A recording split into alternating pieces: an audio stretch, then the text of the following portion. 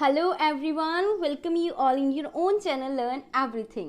सो ਆਪਾਂ ਕਰ ਰਹੇ ਸੀ ਵੇਵ ਆਪਟਿਕਸ ਇੰਟਰਫੇਰੈਂਸ ਡਾਇਫਰੈਕਸ਼ਨ ਉਹਦੇ ਵਿੱਚ ਹੋ ਚੁੱਕਾ। ਹੁਣ ਆਪਾਂ ਕਰ ਰਹੇ ਸੀ ਪੋਲਰਾਈਜੇਸ਼ਨ ਜਿਹਦੇ ਵਿੱਚ ਆਪਾਂ laser ruby laser neon laser and ਕਾਫੀ ਕੁਝ ਪੜਿਆ। ਠੀਕ ਹੈ, ਨੈਕਸਟ ਟੌਪਿਕ ਹੈਗਾ ਹੋਲੋਗ੍ਰਾਫੀ ਜੋ ਸਿਲੇਬਸ ਦੇ ਵਿੱਚ ਮੈਂਸ਼ਨ ਹੈ ਹੋਲੋਗ੍ਰਾਫੀ ਐਂਡ ਇਟਸ ਐਪਲੀਕੇਸ਼ਨ ਐਂਡ ਬਹੁਤ ਈਜ਼ੀ ਟੌਪਿਕ ਹੈਗਾ, ਬਹੁਤ ਇੰਟਰਸਟਿੰਗ ਵੀ ਹੈ। ਸੋ ਕਰਦੇ ਹਾਂ। ਹੋਲੋਗ੍ਰਾਫੀ ਹੈ ਕੀ ਹੈ? Method of production of 3 dimensional picture of an object. ਤੁਸੀਂ ਕਿਸੇ ਆਬਜੈਕਟ ਦੀ 3 ਡਾਇਮੈਂਸ਼ਨਲ ਪਿਕਚਰ ਲੈਣੀ ਹੈ। ਠੀਕ ਹੈ, 3 ਡਾਇਮੈਂਸ਼ਨਲ ਜਿੱਦਾਂ 2 ਡਾਇਮੈਂਸ਼ਨਲ ਤਾਂ ਤੁਸੀਂ ਆਮ ਦੇਖਦੇ ਆ ਨਾ, ਜਿਹੜੀਆਂ ਪਿਕਚਰਸ ਤੁਸੀਂ ਦੇ ਜਿੱਦਾਂ ਆਪਾਂ ਕੋਈ ਫੋਟੋ ਕਢਵਾ ਕੇ ਲੈ ਕੇ ਆਉਂਦੇ ਆ, ਬਟ 3 ਡਾਇਮੈਂਸ਼ਨਲ 'ਚ ਐਜ਼ ਇਟ ਇਜ਼ ਆਬਜੈਕਟ ਤੁਹਾਨੂੰ ਬਾਹਰ ਦਿਖੇਗਾ। ਸਮਝਦੇ ਤੁਸੀਂ?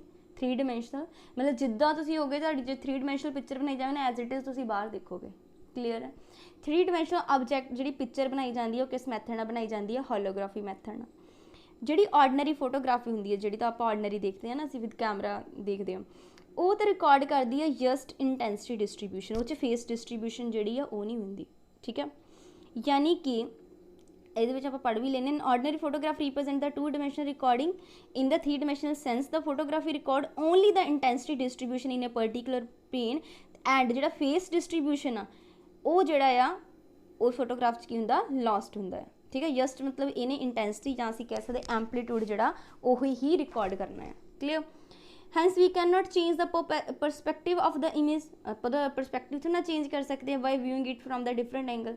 ਸੋ ਜੇ ਆਪਾਂ ਗੱਲ ਕਰੀਏ 3 ਡਾਇਮੈਂਸ਼ਨਲ ਦੀ, ਉਹਦੇ ਵਿੱਚ ਕੀ ਹੁੰਦਾ? ਐਂਪਲੀਟਿਊਡ ਵੀ ਰਿਕਾਰਡ ਹੁੰਦਾ, ਫੇਸ ਡਿਸਟਰੀਬਿਊਸ਼ਨ ਵੀ। ਠੀਕ ਹੈ, in any plane between the object and observer. So ਇਸ ਕਰਕੇ we can get the complete field of view as originally observed। original as it is ਤੁਹਾਨੂੰ ਉਹਦਾ ਕੰਪਲੀਟ ਜਿਹੜਾ ਫੀਲਡ ਆ ਉਹ ਦੇਖਣ ਨੂੰ ਮਿਲੇਗਾ। ਫॉर ਰਿਕਾਰਡਿੰਗ ਇਹ ਹੋਲੋਗ੍ਰਾਮ, ਹੁਣ ਤੁਸੀਂ ਹੋਲੋਗ੍ਰਾਮ ਰਿਕਾਰਡ ਕਰਨਾ। ਦੇਖੋ 2 ਪਾਰਟ 'ਚ ਪਹਿਲਾਂ ਕੰਮ ਕਰੀਏ, ਇੱਕ ਹੁੰਦਾ ਕੰਸਟਰਕਸ਼ਨ, ਇੱਕ ਹੁੰਦਾ ਰੀਕਨਸਟਰਕਸ਼ਨ। ਠੀਕ ਹੈ, ਪਹਿਲਾ ਪਾਰਟ ਦੇਖਦੇ ਹਾਂ ਕੰਸਟਰਕਸ਼ਨ। ਕੰਸਟਰਕਸ਼ਨ 'ਚ ਕੀ ਕਰਦੇ ਤੁਸੀਂ? ਲਾਈਟ ਹੁੰਦੀ ਸੋਰਸ ਤੋਂ ਆਬਜੈਕਟ 'ਤੇ ਪੈਂਦੀ ਹੈ ਪਹਿਲਾਂ। ਠੀਕ ਹੈ, fall on the object and reflected light wave from reflected light wave called object wave is superimposed by the another wave called the reference wave। ਸੋ ਇਹ ਤੋਂ ਜਿਹੜੀ ਲਾਈਟ ਰਿਫਲੈਕਟ ਹੋਏਗੀ, ਠੀਕ ਹੈ, ਉਹਨੂੰ ਆਪਾਂ ਬੋਲਦੇ ਆਬਜੈਕਟ ਵੇਵ। ਤੇ ਇੱਕ ਜਿਹੜੀ ਇੱਥੇ ਦੇਖੋ ਮਿਰਰ ਤੋਂ ਟਕਰਾ ਕੇ ਇੱਕ ਹੈਗੀ ਰੈਫਰੈਂਸ ਵੇਵ।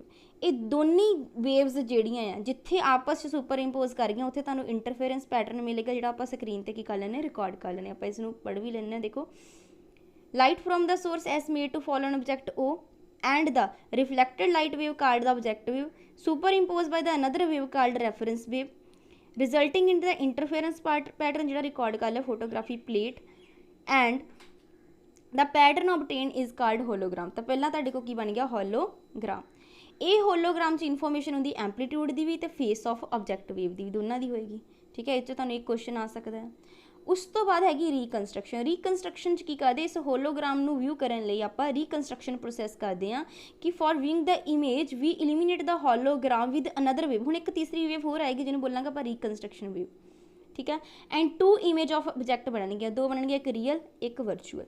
ਜਿਹੜੀ ਵਰਚੁਅਲ ਆ ਉਹਦੇ ਕੋਲ ਕਰੈਕਟਰਿਸਟਿਕਸ ਹੋਣਗੀਆਂ ਆਬਜੈਕਟ ਲਾਈਕ ਪੈਰਾਲਿਕਸ। ਠੀਕ ਹੈ, ਤੇ ਮਤਲਬ ਕਿ thus we can move the position of eye to look behind the, ਅਸੀਂ ਆਬਜੈਕਟ ਦੇ ਪਿੱਛੇ ਵੀ ਦੇਖ ਸਕਦੇ ਹਾਂ, डिफरेंट डिस्टेंस देख सकते हैं। ठीक है, the real image can photographed without using the lens. जी रियल इमेज है उन्होंने फोटोग्राफ कर सकते without using the lens, lens की जरूरत नहीं पैंती, just by placing the light sensitive medium at the position जिथे रियल इमेज बनी है। सो लेंस की तुहानूं जरूरत नहीं हैगी। सो क्लीयर आ? अगे दी एप्लीकेशन यूज़ कित्थे कीते हुंदे आ? माइक्रोस्कोपिक एग्जामिनेशन, जो तुसीं एग्जामिनेशनस करनी है मतलब बिल्कुल माइक्रोस्कोपिक लैवल ते किसी जिद्दां काइंड्स ऑफ स्पैसीमन हुंदे बाय टेकिंग शॉर्ट एक्सपोजर, तुसीं होलोग्राफ दा शॉर्ट एक्सपोजर ऑफ द स्पैसीमन ना तुसीं माइक्रोस्कोपिक दी एग्जामिनेशनस कर सकते हो।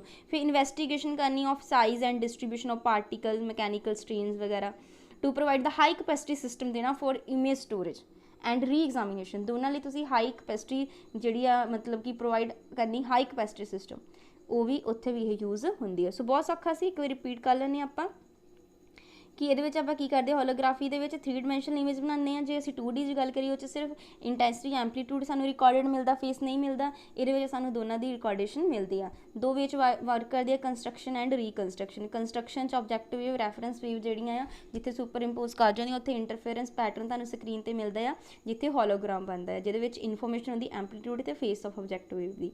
तो रीकनस्ट्रक्शन करते उस होलोग्राम नूं देखण लई एक नवीं होर वेव आ जिहड़ी आ आपां ਇੱਥੇ ਇਲੀਮੀਨੇਟ ਕਰਦੇ ਹਾਂ ਹੋਲੋਗ੍ਰਾਮ ਤੇ ਉਹ ਕਿਹੜੀ ਹੈ ਰੀਕਨਸਟਰਕਸ਼ਨ ਵੀਵ। ਫਿਰ ਇਹ ਦੋ ਇਮੇਜ ਬਣਦੀ ਆ ਵਰਚੁਅਲ ਐਂਡ ਰੀਅਲ। ਜਿਹੜੀ ਵਰਚੁਅਲ ਹੈ ਉਹਦੇ ਕੋਲ ਸਾਰੀਆਂ ਕਰੈਕਟਰਿਸਟਿਕਸ ਹੁੰਦੀਆਂ ਆਬਜੈਕਟ ਲਾਈਕ ਪੈਰਾਲਿਕਸ ਤੇ ਜਿਹੜੇ ਮਤਲਬ ਕਿ ਇਹਦੇ ਵਿੱਚ ਇਹ ਹੈ ਕਿ ਉਹਨੇ ਦੱਸਿਆ ਕਿ ਅਸੀਂ ਆਪਣੀ ਮਤਲਬ ਉਹਨੂੰ ਬਿਹਾਈਂਡ ਦਾ ਆਬਜੈਕਟ ਵੀ ਦੇਖ ਸਕਦੇ ਹਾਂ।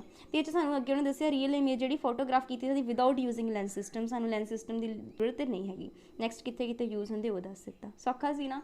ਸੋ ਦਾ ਨੋਟਸ ਬਣਾ ਲੈਣਾ, ਇੰਪੋਰਟੈਂਟ ਹੈਗਾ। ਜੇ ਵੀਡੀਓ ਪਸੰਦ ਆਈ ਲਾਈਕ ਐਂਡ ਕਮੈਂਟ ਕਰਕੇ ਜ਼ਰੂਰ ਦੱਸਿਓ। ਥੈਂਕਸ।